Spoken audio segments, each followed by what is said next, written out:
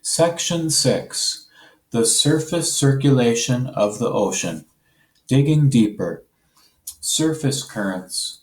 In the Investigate, you analyze data to explain the different movements of surface ocean water and how they relate to global wind patterns.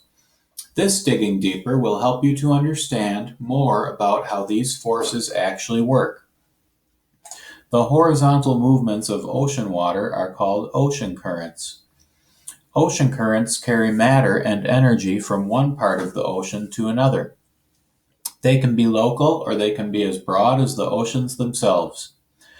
Some ocean currents, called surface currents, flow only in the surface layer of the ocean. Other currents flow in the deep ocean. The surface currents flow much faster than the deep currents, but the deep currents affect a much greater thickness of the ocean. As you will see in the next section, surface currents and deep currents have very different causes. Surface currents make up about 10% of all the water in the oceans. They range in depth from 200 meters to 1,000 meters. These currents flow for long distances across the oceans. They form enormous circulation cells called gyres. There is a gyre in each of the major ocean basins as shown in Figure 1.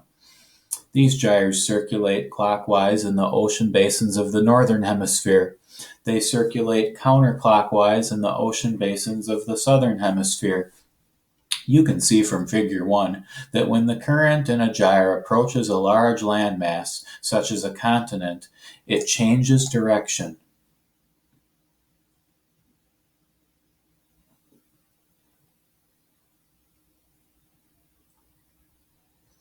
The gyres play a crucial part in Earth's climate. They help to move thermal energy from low latitudes where Earth is warmed by the sun to high latitudes where thermal energy is transferred to outer space.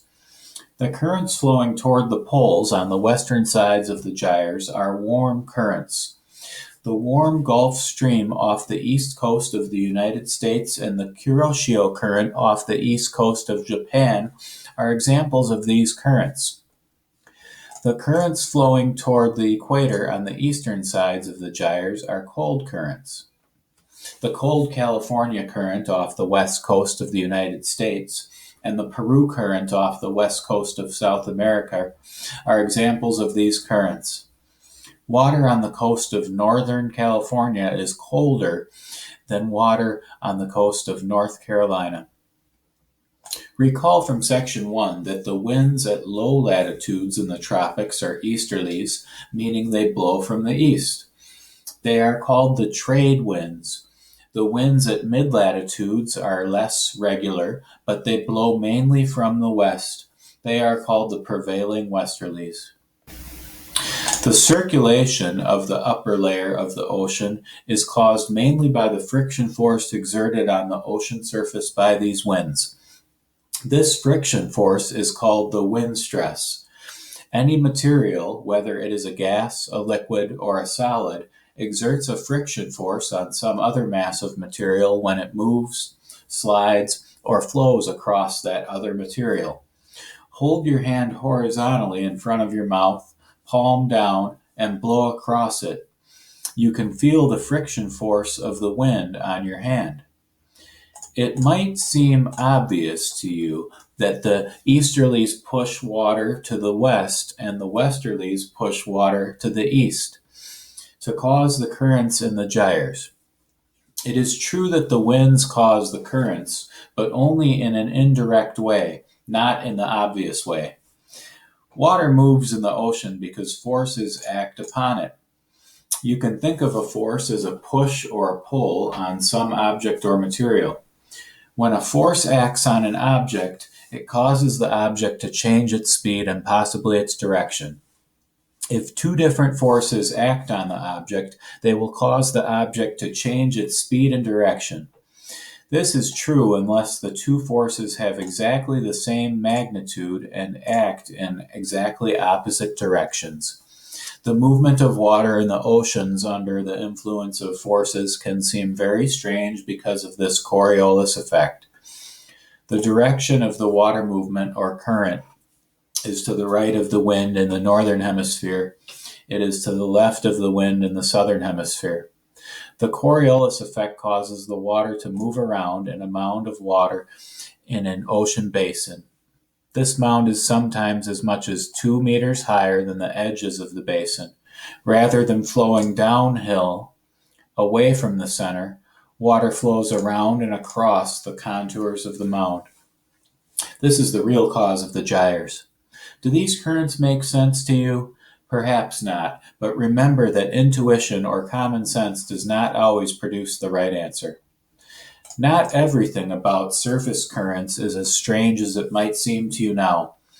Very close to the equator, Earth's surface is parallel to the Earth's rotation axis. As a result, the Coriolis effect disappears. The rotation does not have any effect on the currents. The wind pushes the water straight ahead. The direction of the current is the same as the wind, as you might expect. You worked with surface currents of this kind in Part B of the Investigate. Upwelling. Most water movements in the ocean are horizontal currents. However, at some times and places there are strong vertical movements as well. As the term suggests, upwelling is the upward movement of ocean water from deep in the ocean to the surface. The Coriolis effect explains so many things about water movements in the oceans. You need to look at it to understand upwelling as well. Suppose that a wind blows over the ocean's surface near the coastline, in the direction shown in Figure 3. What does that tell you about how the wind moves the water? It pushes as the water at right angles to the wind, in the offshore direction.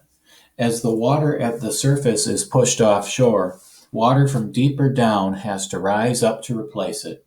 That upward movement of deep water is called coastal upwelling.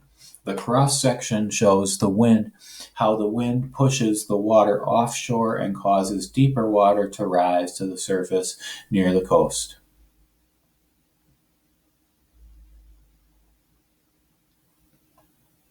Everywhere in the oceans it is cold below the surface layer. This is true even at low latitudes. You will learn more about the layers of the ocean in the next section. Upwelling taps this colder water and brings it to the surface. This is one reason why a current like the California current is so cold, even though the coastal area is not at high latitudes. Very close to the equator, where the Coriolis effect vanishes, winds blowing directly offshore cause upwelling.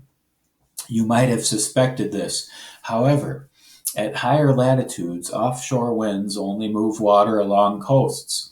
They do not move water away from them. When organisms living in the water, in the warm upper layers of the ocean die, their remains sink to the lower layers of the ocean. These remains become nutrients that can be used by other organisms. This rain of nutrients enriches the deep ocean waters. Deep ocean circulation moves this layer of enriched water around the ocean basins. Warm water that has been at the ocean surface for a long time lacks nutrients. This is because of the large population of near-surface plankton and larger marine animals. The deeper water is rich in nutrients. Upwelling moves the deeper water to the surface. This upwelling of nutrient-rich water causes many coastal areas on the eastern sides of ocean basins to be full of marine life. Upwelling supports about half of the world's fisheries, even though these cool waters account for only 10% of the surface area of the world's oceans. What would happen if the wind in Figure 3 blew in the opposite direction? Water would be piled up along the coast. The water near the coast would then sink down under the added weight and be replaced by a surface flow of offshore water. That is the opposite of upwelling and is called a downwelling. And here's Figure 3 that they're referring to.